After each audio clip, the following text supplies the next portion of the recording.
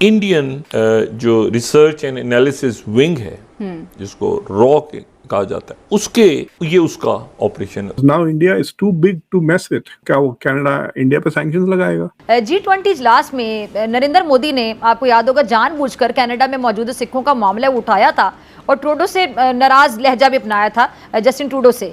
Specially given the fact कि जो waste के सारे मुल्क हैं वो इंडिया को परस्यू कर रहे हैं। यूरोपियन यूनियन इंडिया के साथ फ्री ट्रेड एग्रीमेंट चाहता है, बरतानिया फ्री ट्रेड एग्रीमेंट चाहता है, फ्रांस $9 बिलियन के रफाल सबमरीन्स वगैरह बेचना चाह रहा है। वो कनाडा के लिए थोड़ी छोड़ देंगे, वो भी निजार के लिए। They are not going to ruin the relations with India, business transactions, defence cooperation वगैरह। और खासतौर से if they are going to invest billions of dollars in India in manufacturing, तो वो ये सब छोड़कर, इंडिया को छोड़कर वो क्या कनाडा के लिए वो थोड़ी जाएंगे। So for Canada it is not a smart move.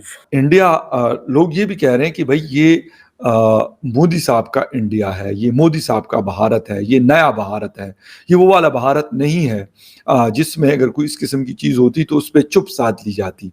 अगर होगा तो अगर वो एक निकालेंगे तो हम 2 बंदे निकाल देंगे, अगर वो 2 निकालेंगे तो हम 3 निकाल देंगे।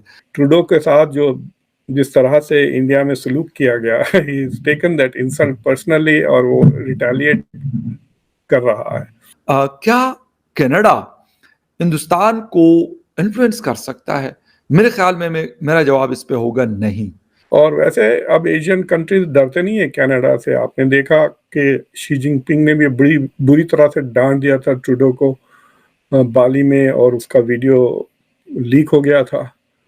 मुझे तो शक है कि वो वीडियो शी जिनपिंग ने लीक किया, because he wanted his own people to see कि वो कितना बहादुरी से और कितना एरोगेंटली डील करता है विद वेस्टर्न पावर्स।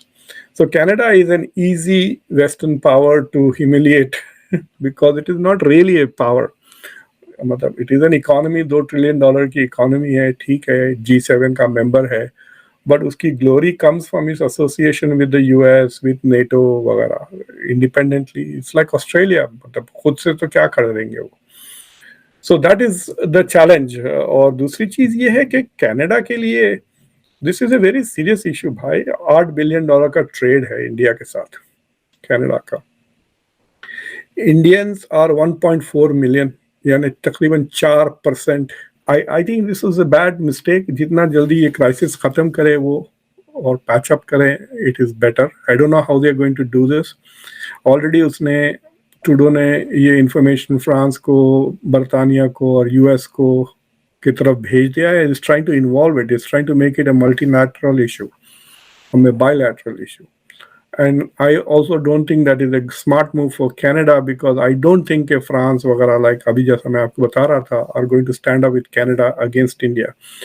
अब ये और बात है कि इंडिया अपने रेस्पॉन्सेस में कोई ज़्यादा ना ओवरस्टेप ना कर दे, जिससे then on grounds of human rights and diplomacy, allies वगैरह, after all Canada is a NATO ally also, तो कुछ जवाब देने पे मजबूर ना हो जाए US या बरतानिया और one of these countries. Doctor साहब ये बताएं, जो इम्पोर्टेंट चीज़ आपने ये भी बात की है कि वेस्ट को ज़्यादातर शायद कनाडा की मदद ना कर सके बिकॉज उनकी अपने पर्सनल बायलैटरल ताल्लुकात बड़े इंपॉर्टेंट हैं इंडिया के साथ, तो फिर वेस्टर्न ये अलायंस का क्या फ़ायदा होगा if they can't stand with the partner?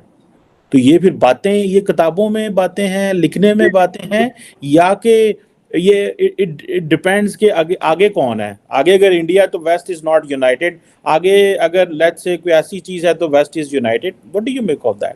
देखिए, वही तो मैं कह रहा हूँ कि India should not overstep.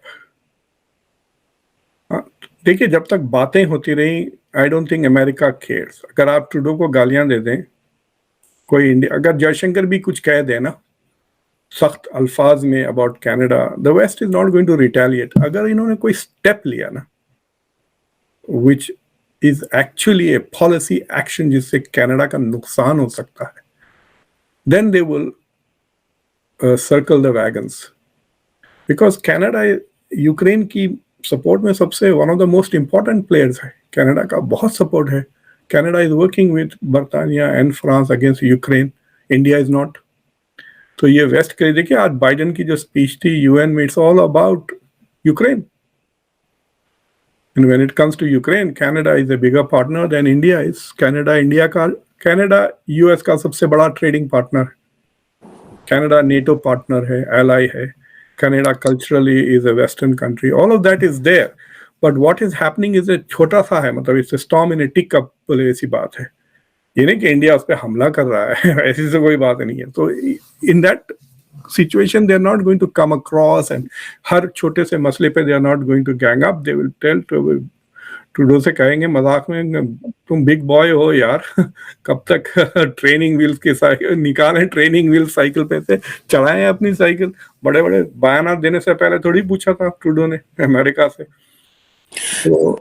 So I have a feeling के as long as the crisis doesn't go escalate, नहीं होता कि सैंक्शंस एक दूसरे पे इम्पोज होने लग जाए, या और क्या, जंग तो नहीं हो सकती. So what is going to happen is at the most sanctions. The next step probably will be withdrawal of ambassadors. अगर यू देखेंगे कनाडा कुछ पब्लिकली रिलीज कर देता है इंफॉर्मेशन, अगर उनके पास कोई ऐसा अगर है, अगर नहीं है तो खामोश हो जाएगा, क्राइसिस खत्म हो जाएगी. It's the next step is Canada's, right? What Canada does. और अगर, and if it does something more, then the next step will be withdrawal of ambassadors.